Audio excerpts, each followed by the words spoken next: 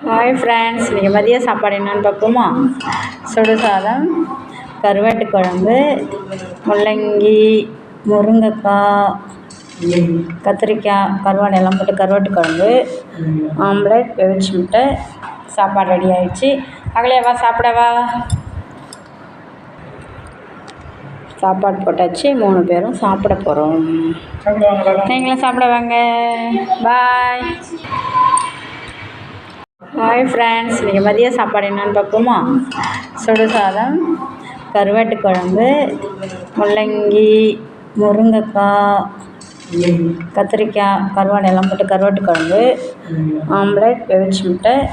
சாப்பாடு ரெடி ஆகிடுச்சு. அகலையாவா சாப்பிடவா? சாப்பாடு போட்டாச்சு. 3 பேரும் சாப்பிட போகிறோம். நீங்களும் சாப்பிட வாங்க. பாய். அகல்யா, கருவாட்டு குழம்பு எப்படி இருக்கு? சாப்பிட்டு பார்த்தியா? சாப்பிடாம சொல்கிற? பாப்பாவுக்கு ஃபீவரு, அதனால் அப்படி இருக்கா. ஒரு தட்டு, ஒரு வானல் ஃபுல்லாக நாவப்பழம் தான். வாங்கிட்டு வந்த காயெல்லாம் பாருங்கள். என்னென்ன காய் நான் எடுத்து வச்சுட்டு காமிக்கிறேன் பாருங்கள். என்னென்ன காயின்னு எடுத்து வச்சுருக்கேன் பாருங்கள். உருளைக்கிழங்கு அரை கிலோ 30 ரூபா, இந்த மாங்காய் 10 ரூபா, கொத்தரங்காய் 20 ரூபா, வெண்டைக்காய் 20 ரூபா, கத்திரிக்காய் 20 ரூபா, பெரிய வெங்காயம் இது வந்து கிலோ 40 ரூபாயா, சின்ன வெங்காயம் கிலோ 50 ரூபா. இது அரை கிலோ வெங்காயம் தான் வாங்கியிருக்காங்க. அடுத்து கருவாடு பாக்கெட் வாங்கி வந்துருக்காங்க பாருங்கள். சந்தையில் 20 ரூபா, கருவேப்பிலை கொத்தமல்லி 10 ரூபா, தக்காளி கிலோ 50 ரூபாயாம் பாருங்கள். எங்களுக்கு பக்கத்துலேயே சந்தை இருக்குது, பக்கத்து ஊர்லேயே சந்தை இருக்குது. அங்கேருந்து எங்கள் அம்மா வாங்கிட்டு வந்திருக்காங்க பாருங்கள். எல்லாத்தையும் எடுத்து வைக்க போகிறேன்.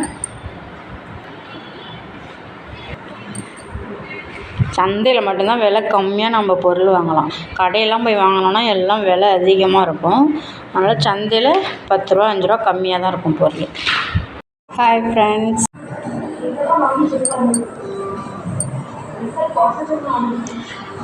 நைட்டு டிஃபன் இட்லி, தோசை, ரவை உப்புமாவு. அதில் எப்படி இருக்குது? நல்லா இருக்கா? சாப்பிட்ற மாதிரி இருக்கா? நைட்டு டிஃபன் அவ்வளோதான். நைட்டு முடிஞ்சிச்சு. காலையில் அரைக்கிறதுக்கு இட்லிக்கு அரிசி ஊற வச்சுருக்கேன். காலையில் எழுந்து ஒரு 5 மணிக்கு 5:30க்கெல்லாம் எழுந்து இட்லி மாவு அரைச்சி வச்சிடணும். மாவு தீர்ந்து போச்சு.